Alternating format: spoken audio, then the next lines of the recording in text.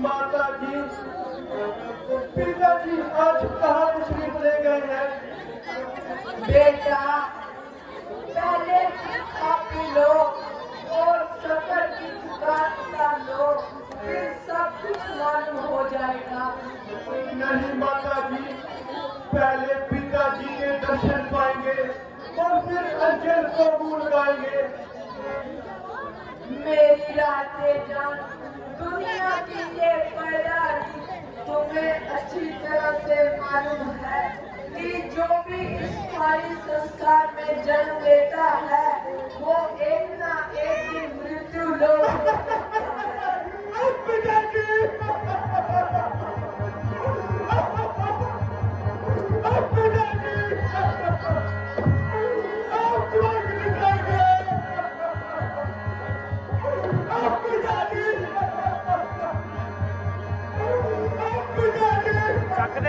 ਚੱਕ ਦੇ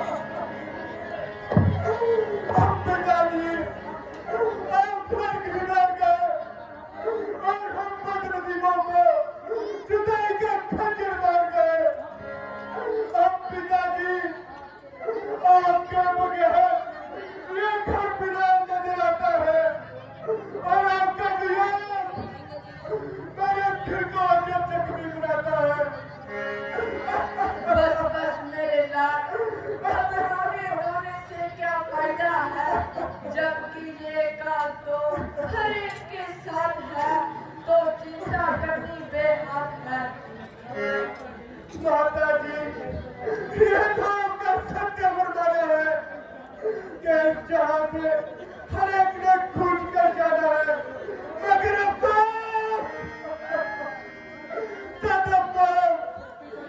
के पिताजी का आखिरी वक्त भी मुझको नसीब न हुआ और ये भागा फर्क उनके करीब न हुआ। आपने भी उनकी बीमारी की खबर मुझ तक न पहुंचाई। बड़ा बदला ये खेल को मेरी याद आई कि न आई। याद की भी अच्छी गई, वो तुम्हें कभी याद करते थे, वो तो बस राम के मोहब्बत के दम भरते थे। बस हाय राम, हाय लक्ष्मण, हाय सीता कहते हुए स्वर्ग सिधार गए और तुम्हारा नाम तो जुबान पर भी ना लाए। तो क्या भाई रामचंद्र जी भी उनके पास ना थे? राम तो क्या, लक्ष्मण भी पास ना थे, क्योंकि जिस वक्त राम वन को सुधारा तो लक्ष्मण ने भी घर में कदम ना टुराया। सीता जी भी उनके हमरा सिधारी, उनके वियोग में महाराज ने प्राण गंवाए। माता जी, जो आवाज आपके मुंह से निकलती है वो उनकी नजर आती है। भला भाई रामचंद्र जी ने ऐसा कौन सा पाप किया था और कौन सा ब्रह्महत्या का श्राप लिया था जो पिताजी ने उनके वियोग में प्राण त्याग दिए? बेटा, राम तो धर्मात्मा है, उनसे तो कोई अपराध नहीं हुआ है। मैं तुम्हें समरसमाती हूँ और तुम्हारा रजोगम एकदम में दूर करती हूँ। बस बस माता जी, मुझे ज्यादा बातें न सुनाए और मुझे जल्दी अपनी बात सुनाए। बेटा, बात तो बस इतनी है, महाराजा राम को राज तिलक देते थे और अहले दरबारी भी उनकी तख्तसिली का दम भरते थे। मैंने महाराज को जोर दिया कि तुझको राज और राम को 14 वर्षों को जंगलों में भेज दिया। तूने जुल्म किया,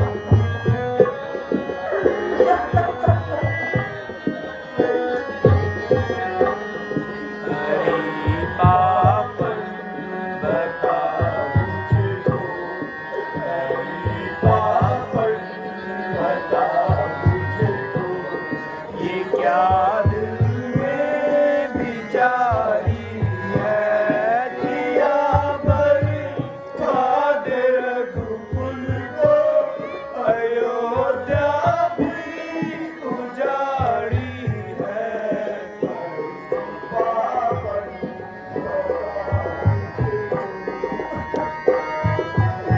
तूने चुन दिया अब मैं क्या करूं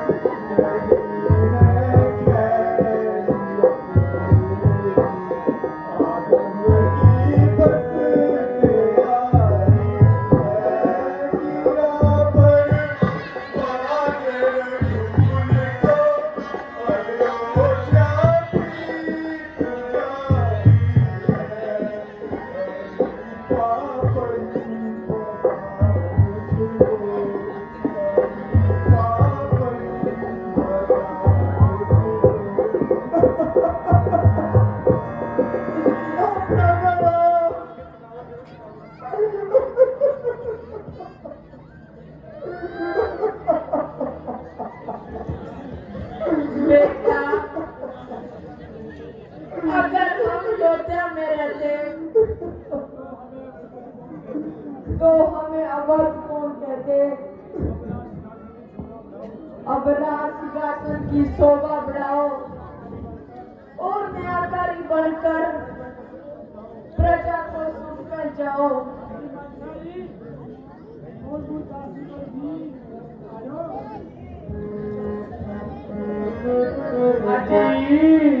कुछ गाजी पर भी कुछ नजरें बनवाइए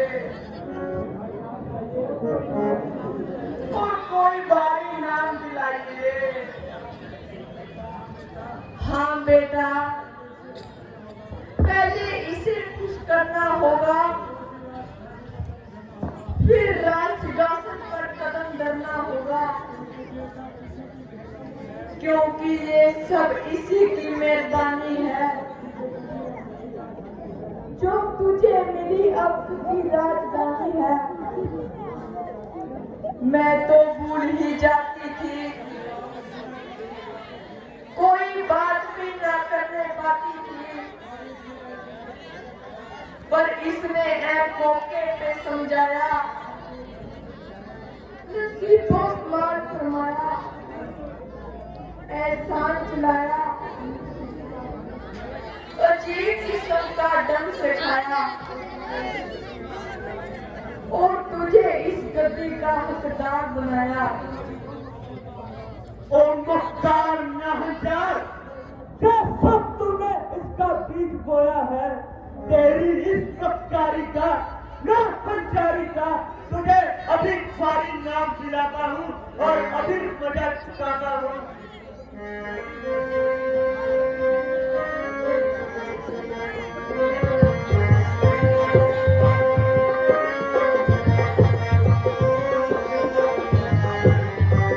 मार मार मार दब के मार। हाँ जेब जेब जेब दब के।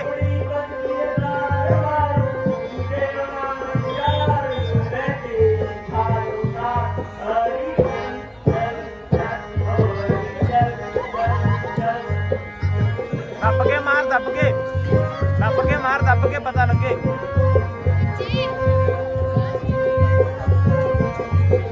रघु मार।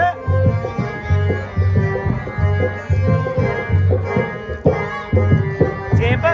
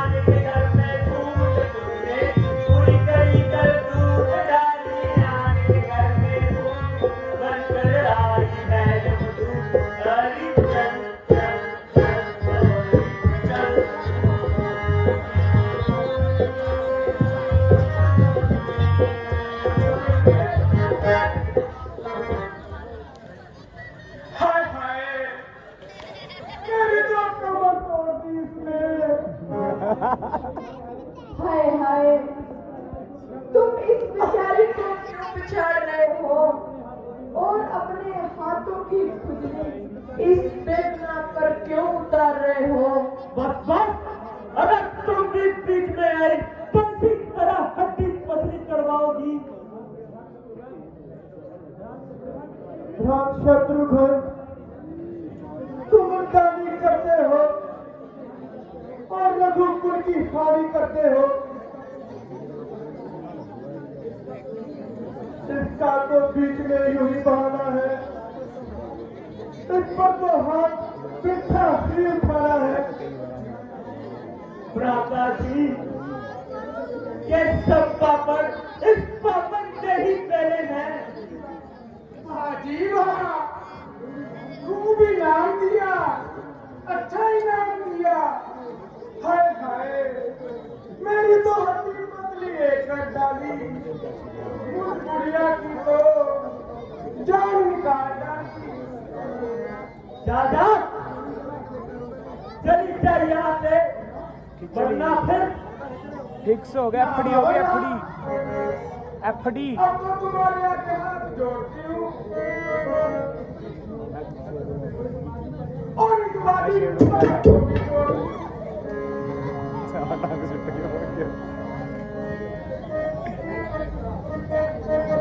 भला बेटा, मुझे कब गवारा था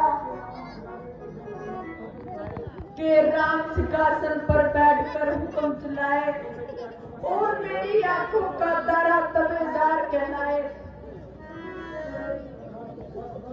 बस बस, अब मुझे बेटा क्या करना बुलाए और मेरी आंखों से दूर हो जाए। तू जैसी टाइम का बेटा कहने में भी उत्पाद है। चलो बात शत्रुघ्न, हम बात कुशल्या के पास करते हैं। चलिए भ्राता जी।